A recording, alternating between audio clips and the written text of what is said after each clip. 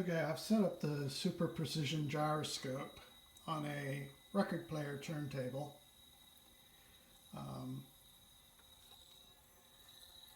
basically testing a concept for a future experiment, but I also have the ability to show how bad even the dynamic gimbal bearing friction is in this particular gyroscope.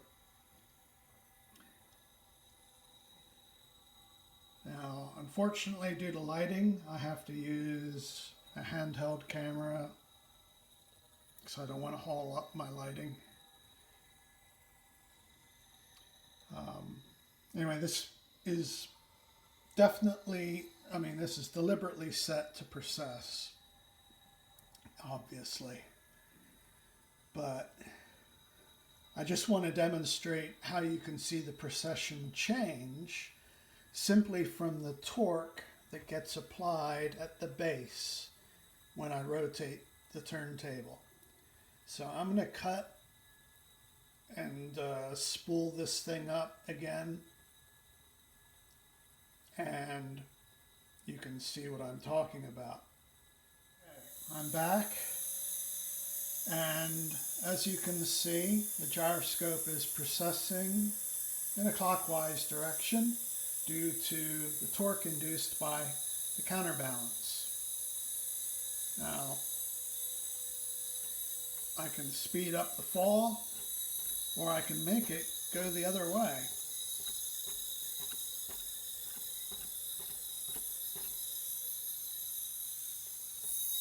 Oh. Okay, that was unplanned. Let's get E back in place. Alrighty.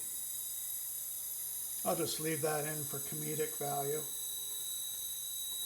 So, tell you what, I'm going to let this rev itself at 45 RPM.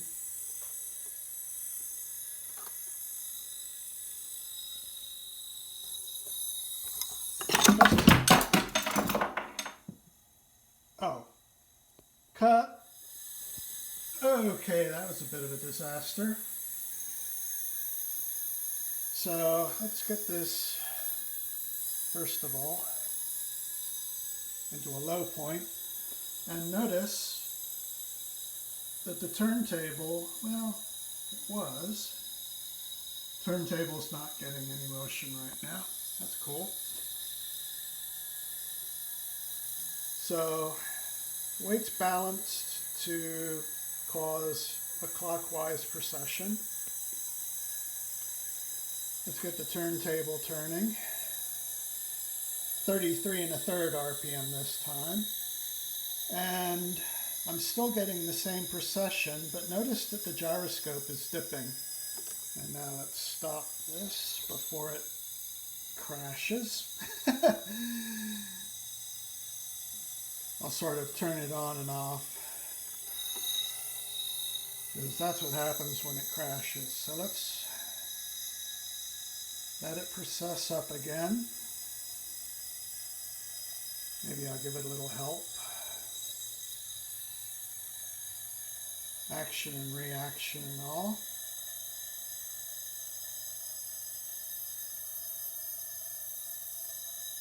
Okay, so now let's do some torquey stuff to it. Not to be confused with twerking.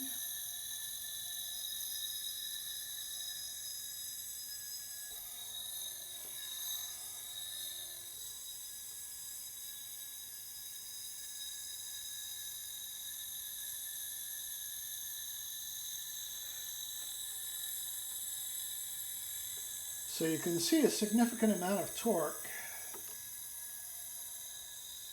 is sent into the support bushing when the turntable is set to spin.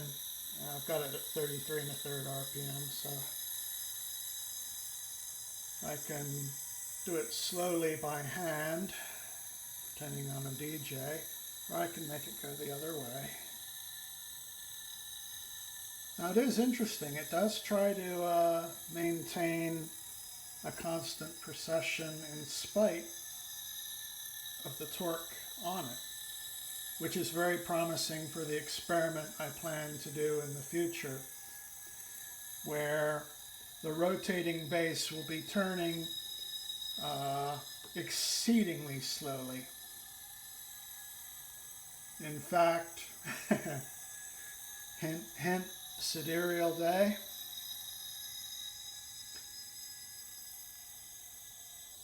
Whoops.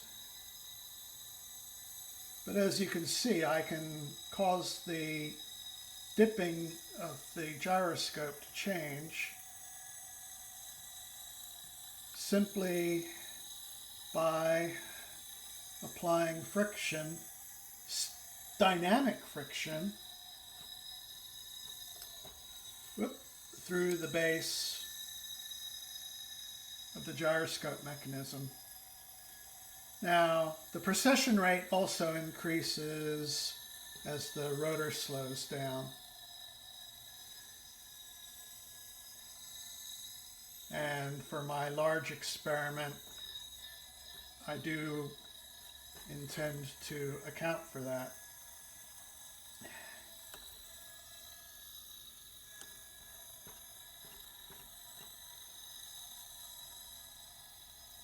Now, you may criticize me for putting lots of additional weight on this gyroscope bearing, because that increases the normal force, which proportionally increases the torque from friction. And that is indeed true.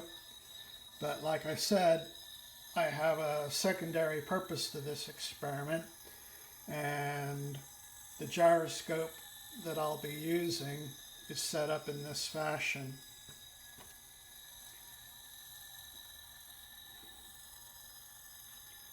So there we go. I can control the gravity of the thing just by manipulating rotation at the base, i.e. applying a torque through the bushing.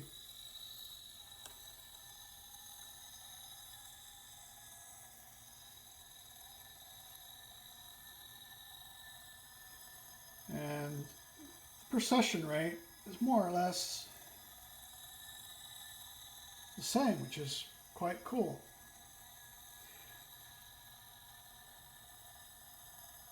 I would love to do John Savage's experiment where he obtained a 24-hour clock, but I would like to do it with a continuous motion if I'm able to find the appropriate parts, rather than something that has a ticking mechanism, you know, like an escapement for timekeeping.